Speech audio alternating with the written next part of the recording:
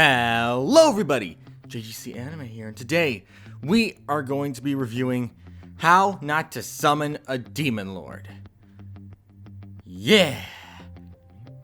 Basically, if we're trying to go with like a representation of the show, it's like the show Overlord, only where the main character isn't in the end looking like a bad guy. So yeah, let's begin with the plot. So, the star of the show is basically like our main character, whose name I don't remember. I remember his like character name, which I'll explain in a minute. He's just playing at his computer. Everything's fine. He's just like the super overpowered player that no other player has ever been able to beat. And in the end, after everything else has happened, he just gets sucked into the video game world. And when he gets sucked in, he takes the form of his avatar, which he calls Diablo. And Diablo is summoned by an elf and I think a demi-human. I never really looked much into it. I just thought, it's an anime. Yeah, let's roll with it. And yeah, after they tried to put like an enslavement ritual on him, he had a ring that counteracted it, and then they became his slaves, but he didn't actually like treat them. He doesn't actually treat them like slaves, so don't take it the wrong way. He doesn't actually do that. That's just something like to keep them around as characters. They just use that to keep them around. And yeah, so after that, Diablo and his now like teammates go out into the world on an adventure where Diablo's just a super overpowered protagonist who, because of the fact that he doesn't want people to think he's a wimp, puts on like this evil man persona. And yeah, he's really, I love a lot of his moments where he's just pretending to be evil, because on the inside that's not actually how he thinks. That's just what he's doing to impress people. So yeah, that's a basic story summary. So some things I have to say I like about this show. Well, I really like its characters for the most part. There's like one or two I just think are kind of just, Like, I'm not sure, is her name Alicia, or she's like a night lady. I really didn't like her character that much. I found her to be kind of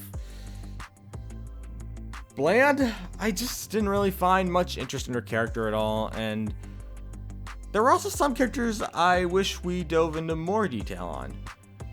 And the show was definitely a few steps down from time to time, like how in some story arcs there were just kind of, like some parts of the story, these kind of felt like they were moving too slowly, and other times felt like it was moving too fast, and I was just super confused at points. But overall, I still had a lot of fun watching this show. And the fact that they have a season 2 coming out as well, I think in 2021, I may end up checking that out just because I think this anime had a lot of really good moments. A few things I'd have to say I disliked is definitely the, like, villains in the series. Like, they don't really do much.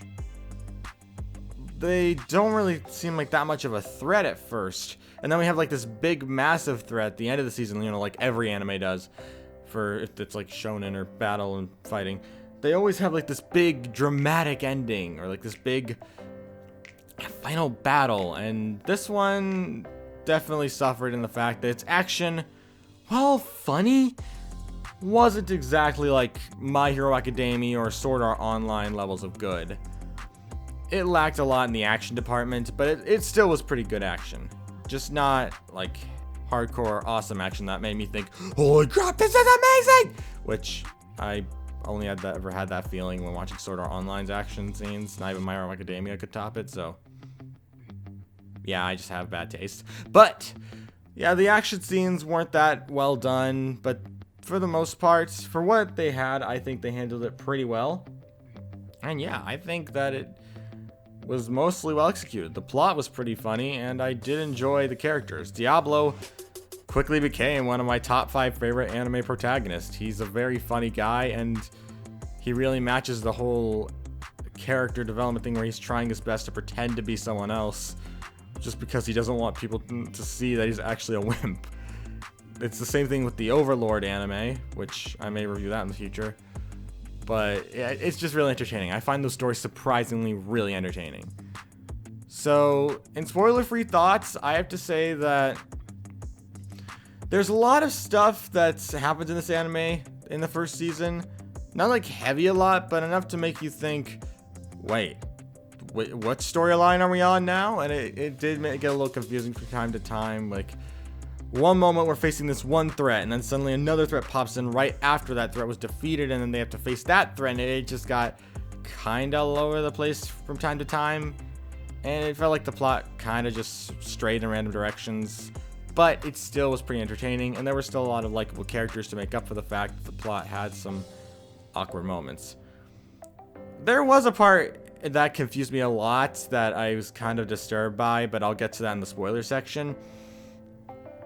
But yeah, I found that this anime had a lot of good moments and bad moments, good plot and bad plot, and it just overall kept me in this constant state of, is this good or is this bad? I couldn't really say.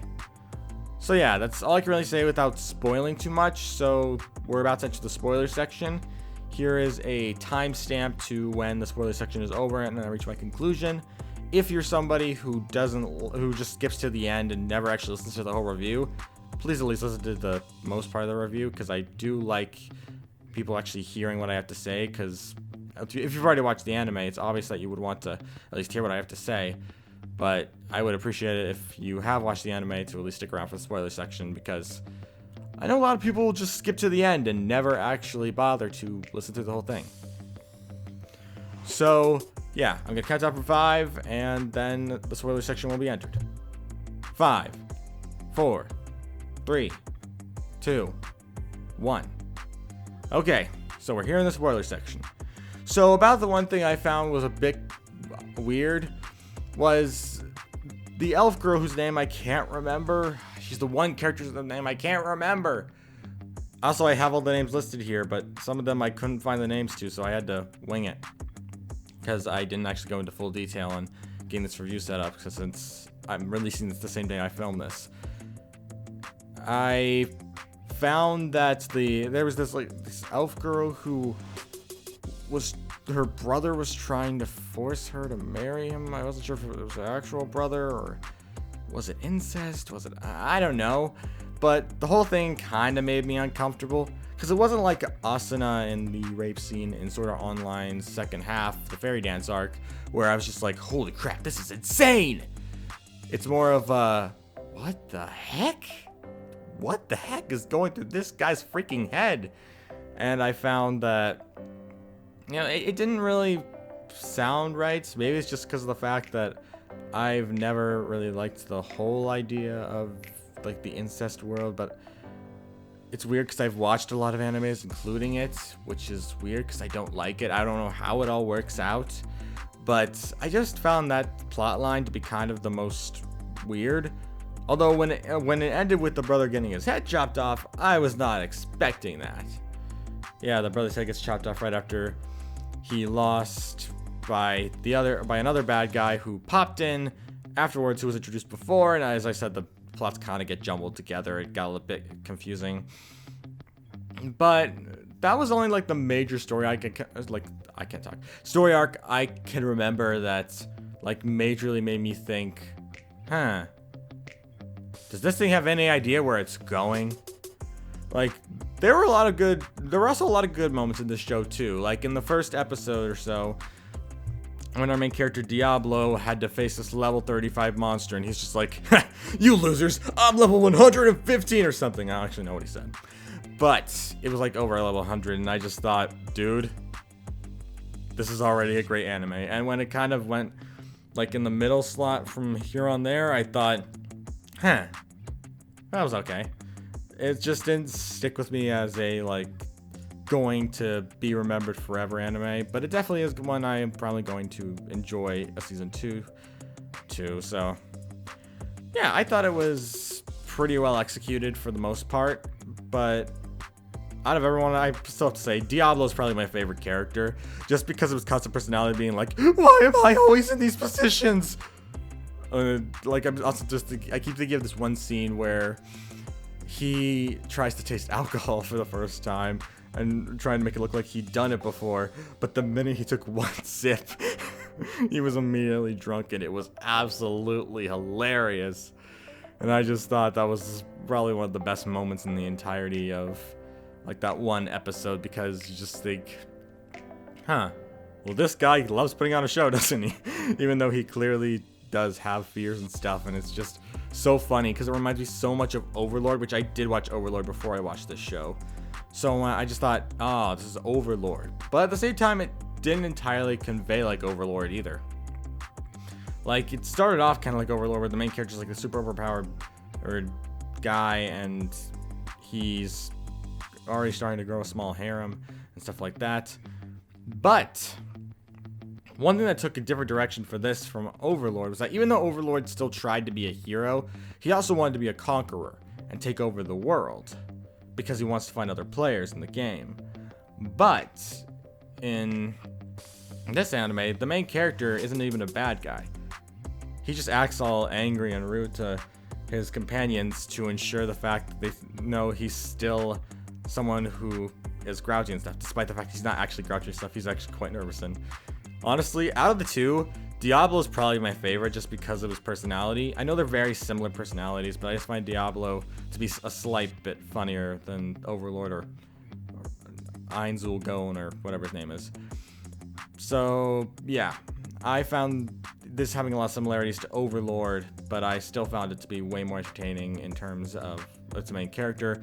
But in terms of story, I'll get to that when I make an Overlord review. So yeah, that's a lot. That's the kind of stuff I could say in the spoiler section. I'm sorry if I spoiled some stuff from Overlord as well, but I don't think it was too bad. So we're at the conclusion of this awesome new review. So my final thoughts. I think the anime has a lot of potential to be something amazing. The story, for the most part, kind of went in 50-50. It wasn't like the most amazing plot I'd ever seen, but it did have its good funny moments. I did laugh a lot, and I found most of the characters to be extremely likable, and I got some really good entertainment out of it. Overall, I rate this anime a 7 out of 10. I think it could be better, but for the most part, I think it handled itself pretty well, and it had a pretty good cast of characters to work with. That's all I can really say, and yeah, I hope you all enjoyed. If you're new to the channel, and you like the anime reviews I release here, you can subscribe, but that's only if you want to, because I don't want to force people to do it unless they want to do it out of the pureness of their heart. Anyway, thank you all for watching, and I shall see you all around. Peace!